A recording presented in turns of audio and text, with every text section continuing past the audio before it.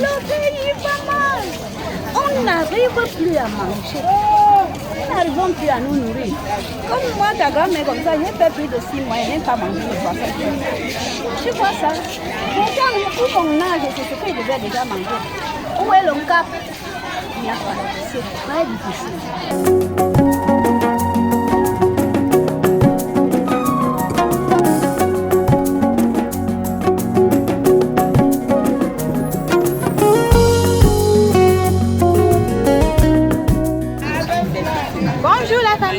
On espère que vous allez bien ce samedi, en ce début de week-end. Nous sommes au marché de la Cité, c'est dans l'arrondissement de Douala 5e. On rencontre de merveilleuses femmes, de dynamiques femmes qui font dans le marché des vivres. Alors il faut les encourager. On est justement avec une ici qui va nous raconter son aventure, les réalités du quotidien. On l'écoute. Bonjour maman. Bonjour. Comment est-ce que vous vous appelez? Alors, maman Marie-Cécile, depuis combien de temps vous êtes dans le marché des livres et comment ça se passe au quotidien? Racontez-nous. Je vends le marché des livres depuis à peine 27 ans. 27 ans, quand j'étais encore très jeune, j'ai commencé. J'avais perdu mon mari, je ne savais plus quoi faire avec les petits-enfants. J'ai commencé à vendre le marché de la Cité.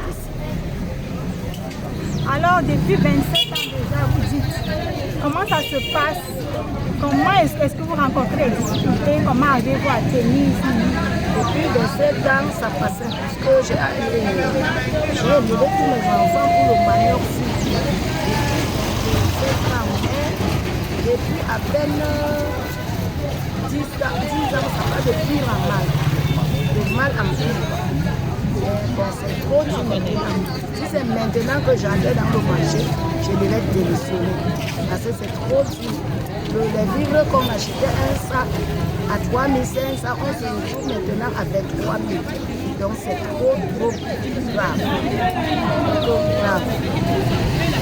Alors, comment est-ce que vous faites? Malgré vous êtes toujours là quand même. Comment est-ce que vous faites? Qu'est-ce qui vous maintient malgré toutes ces difficultés? Toujours là, malgré toutes ces difficultés et tout. Parce que je n'ai pas travaillé pour dire que j'ai la retraite. Je suis obligée de venir ici deux fois. Quand je perds trop, je pars chez moi. C'est même une semaine. Quand je vois que je ne peux pas rester comme ça, je retourne. Je commence toujours. Le jour où Dieu bénit, j'ai au moins quelque chose, mais je ne peux plus arriver comme avant.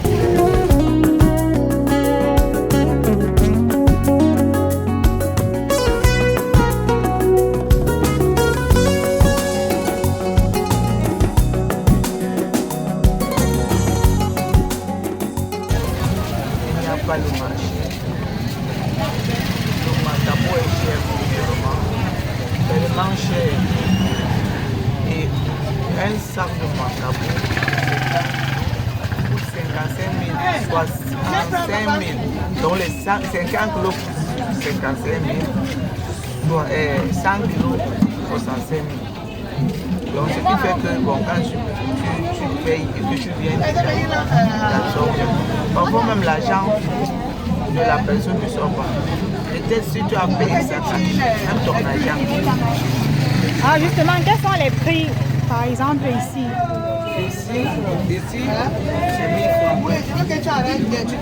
1000 francs et 5 francs. Tu mettais beaucoup pour que la personne déjà pas bien à payer. Ici c'est 500. Ici c'est 500.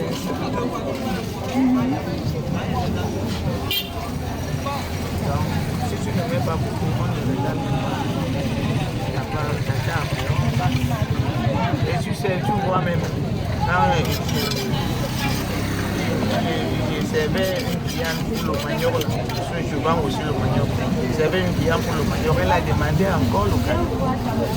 On prend ça. Et un sac de manioc coûte 20 000. Un sac de manioc. 20 000 francs. Il faut maintenant que tu détailles ça. Et il y a là-dedans, il y a les cadeaux, les clients revendiquent les cadeaux. Là-dedans, il y a les racines, il y a les courriers. Donc, les difficultés ceux qui ont revenu à Pâle. Donc tout ce que je vends comme macabo, manioc, même les plantains je vends, c'est chez vous. Et justement, l'une de vos collègues, si je peux dire comme ça, parlait justement d'une difficulté sans laquelle, lorsque vous allez acheter le macabo en brousse, vous ne savez pas vraiment ce qu'il y a dedans. Comment ça se fait?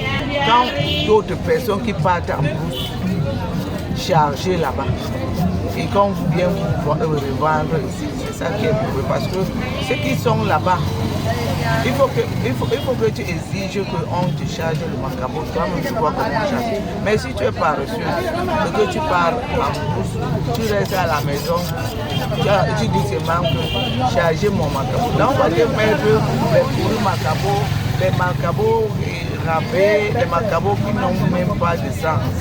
Les mamans macabo là. On va te mettre ça. On a déjà poussé ça, tu sais pas. Et quand tu amènes ça, le client prend, il verse. Parfois même si le client connaît là où il amène ça pour venir te donner. Que ça ne fait pas savoir.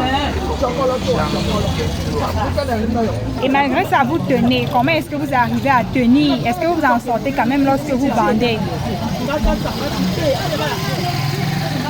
Pour le moment là, on joue comme maintien, tu peux avoir 1000 francs ou 500.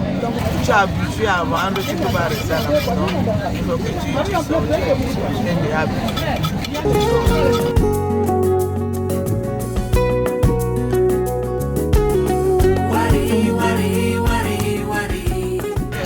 Bonjour madame. Bonjour. Comment est-ce qu'on vous appelle? On m'appelle Pardon? Yvette. D'accord. Alors Yvette, comment est-ce que vous allez aujourd'hui? Je vais très bien par la grâce de Dieu. Ah, super. Nous sommes au marché de la Cité SIC, arrondissement de Douala 5e.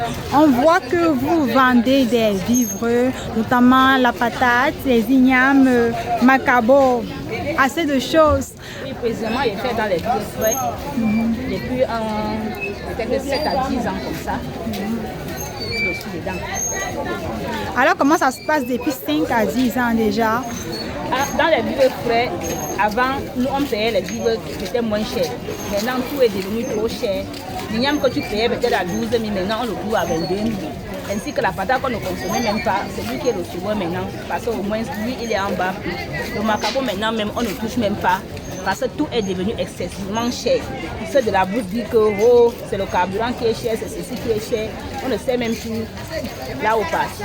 Parfois, tu payes même le sac de nourriture, ça ne sort pas bien. Le capital tombe dans l'eau. Oui, et comment expliquer que ça ne sort pas bien? Justement parce que l'une de vos collègues, c'est pas une autre commerçante de vivres, parlait justement de cette difficulté que lorsqu'on achète parfois un sac de macabo, on ne sait pas ce qu'il y a dedans. Donc, que pouvez-vous dire de ça? Je peux vous dire que là, ce n'est pas la faute de celle qui a acheté. C'est le sol. Parfois, tu verses de l'argent, tu travailles, le sol ne produit pas. Et tu es obligé de récolter tout ce que tu récoltes, tu mets dans le sac aussi pour pouvoir peut-être récupérer le peu de ce que tu as investi. C'est ça. Et du coup, le sac de macabo sort avec les déchets, l'argent ne sort pas. Mais sinon, est-ce que vous, en tant que vous qui vendez en détail, est-ce que vous pouvez acheter comme ça? Est-ce que vous voyez que ce n'est pas un bon macabo? Non, tu ne vois pas. Parce que c'est une nourriture qui est dans le sac. Le vivre fait se vendre dans le sac. Tout ce que tu achètes dans le sac, tu n'es pas dedans. On s'est scellé. C'est scellé. Tu vas juste voir en haut là, après tu ne peux plus voir ce qui est dedans. Du coup, c'est toi qui es dans les paix. D'accord. Alors, près de 10 ans déjà de commerce, comment est-ce que vous en sortez? Qu'est-ce qui vous permet de contourner ces difficultés que vous rencontrez? Je ne sais pas là où, comment je peux dire l'autre là. Parce que dans toutes choses, on tombe toujours, on se relève. On est dans les réunions, on prend les gens, les allant dans les microfinances, on fait n'importe comment, on s'en sort. Le commerce, je suis née dedans. Ma mère qui m'a élevée depuis 2 ans qu'elle m'avait pris, je faisais que du commerce. Nous, on a fait les beignets, depuis des années. Après, je travaille dans les poissons brisés. Après, quand je me marie maintenant, je vois que le portefeuille de mon mari ne peut pas suffire. Je lance aussi dans le commerce parce que je suis née dans le domaine, j'ai grandi sur ça. Je n'ai même jamais songé faire autre chose, à part mon commerce. Parce que là, je sais que comme j'ai posé mon tas de patates, même si c'est comment mes enfants vont manger. Et pourquoi les vivres frais précisément? Parce que j'ai fait dans ça depuis le bas âge. J'ai travaillé ça avec mes parents au village. Je vendais en sac.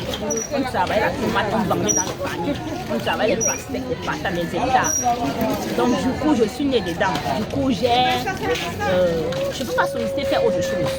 Parce que je suis habituée à ça. Dans le privé fait.